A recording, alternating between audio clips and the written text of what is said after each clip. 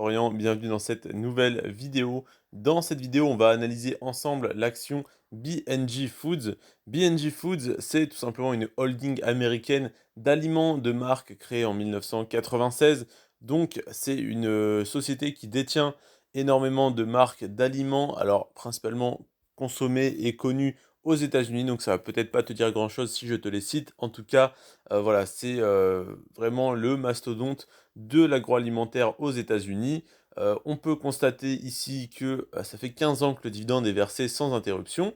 On va aller vérifier ça tout de suite sur rendementbourse.com, le site que je te recommande à chaque fois. Je vais pouvoir te montrer ça en direct dans cette vidéo.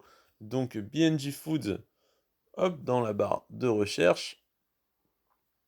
Une barre de 4G toujours, hein, c'est un petit peu compliqué. En tout cas, voilà, ça fait 15 ans que le dividende est versé sans interruption. Il n'a pas diminué depuis 12 ans, donc il n'a pas diminué depuis 2008. On peut voir une très nette augmentation et puis là une stagnation. Quand on était à 1,86 en 2017, on est à 1,90. Donc voilà, ça a très fortement ralenti, hein. Sur 5 ans, on est à 0,43% d'augmentation par an. Par contre, sur 10 ans, on est à 5% par an en moyenne. Donc, de 2021 à, si on retourne à 2011, on est à 86 centimes, on est passé à 1,90 €. Donc, c'est quand même plutôt intéressant. Là, on voit, comme il y a plusieurs détachements par an, on voit 4 détachements par an, donc un détachement trimestriel. Là, on voit par année, et là, on voit tous les détachements. Donc, on voit que voilà, ça a augmenté globalement d'année en année. C'est relativement donc intéressant sur ce point de vue-là. Déjà, ça fait 15 ans qu'il est versé sans interruption, donc c'est-à-dire que en 2000, comment? Tac, tac, tac, il a été versé depuis 2007. Donc en 2008, il n'a pas été coupé, il a même été augmenté pendant la crise de 2008, pendant le Covid, voilà, 2020-2021, il a été stable tout simplement. Et en plus, dividende trimestriel, c'est relativement intéressant.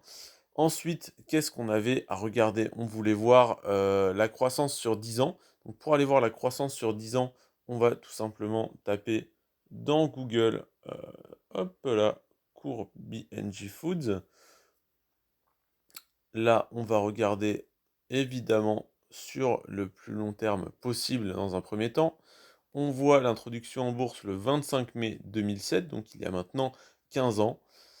Ça tombe bien, ça fait 15 ans que le dividende est versé, c'est-à-dire qu'ils ont directement commencé à en verser un. En mars 2020, l'action a fait l'inverse de tout le reste du marché, comme Amazon en fait, hein. 14,80, elle est montée très rapidement aux alentours des 30, 35, 38 dollars à son ATH. Si on regarde sur 5 ans, on est en baisse globalement, mais voilà, en fait c'est une action très cyclique, hein. Elle était à 35, elle est descendue à 14, à même 13, et elle est remontée à 38. Elle est redescendue actuellement à 24. Donc là, on peut voir, il y a quelques jours, un peu cette courbe sur toutes les actions, hein. Globalement, ça a baissé depuis le début de l'année et ça commence tout juste à se relever. On est descendu à 21,50 et là, on est remonté aux alentours des 25 dollars. Voilà, donc déjà, pour le cours de l'action, ça te donne un petit peu un ordre d'idée de quoi ressemble cette action. Tac, tac, tac. La pression est plutôt vendeuse avec 400 actions à la vente et 200 à l'achat. Sur 10 ans, je te remets le cours pour qu'on voit ce que ça donne. C'est relativement stable, une petite baisse récemment qui fait qu'on est à moins 6% et demi, mais sinon c'est relativement stable avec quelques baisses, quelques hausses, mais ça stagne plutôt sur le long terme. Un rendement à 7,6%, un ratio de distribution qui est supérieur à 100%. Ça ne me plaît pas beaucoup, le fait d'avoir un dividende net par action qui soit plus élevé que le bénéfice net par action. Donc ça, ça s'explique sûrement par des petites manipulations comptables pour éviter de payer des impôts. Donc on va dire qu'ils sont pardonnés parce que le groupe est tellement énorme que ça me paraît tout à fait possible qu'ils fassent ça, un peu comme dans les REIT. Le PER qui est de 13, c'est correct. S'il avait pu être un peu plus bas, ça m'aurait intéressé. D'ailleurs, les analystes sont d'accord parce qu'ils mettent à 3,22. Donc, ils conseillent simplement de conserver nos actions, de ne pas ni en acheter ni en revendre. Donc, c'est-à-dire que c'est pas forcément le meilleur moment pour acheter des actions B&J Foods, mais ça reste quand même, je trouve, correct en ce moment au niveau du prix. Ensuite, le rendement de dividende, donc au 1er juin, on était à 8,8%. Là, on est tac, tac, tac, on est à 7,6. Voilà, donc le cours, a dû repartir un petit peu, à la hausse par rapport à il y a un mois exactement, c'est ça.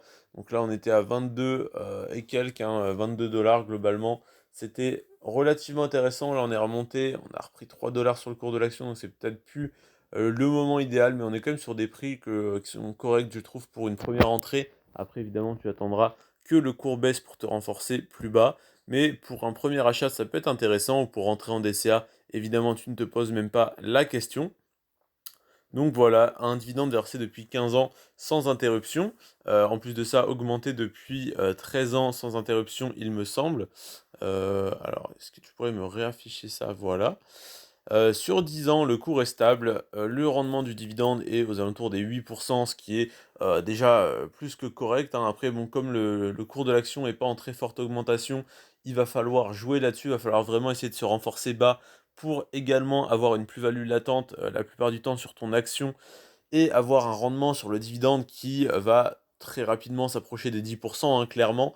Donc si tu as un rendement de 10% sur ton prix d'achat, sur ton dividende par rapport à ton prix d'achat, c'est très bien. Si en plus de ça, tu achètes bas, tu as potentiellement plus facilement une plus-value latente. Excuse-moi, je viens de me réveiller.